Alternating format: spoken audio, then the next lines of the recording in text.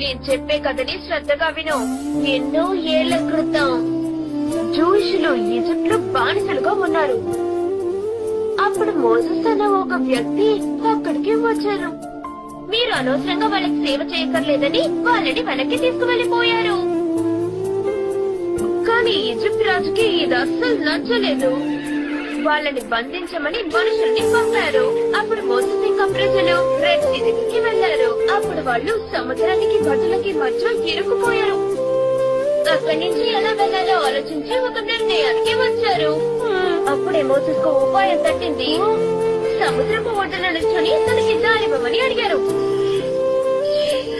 మరుక్షణమే మోసెస్ కి అతని ప్రజలకి అవతల ఒడ్డుకి వెళ్లడానికి చక్కని దారి ఏర్పడింది. బట్టలు కూడా వదలకుండా అనుసరించారు. కానీ సముద్రం వారి భర్త పట్టింది, ఉప్పు తిప్పలు పెట్టింది. దుష్టులందరూ పెద్దగా కేక పెడుతూ మునిగిపోయారు.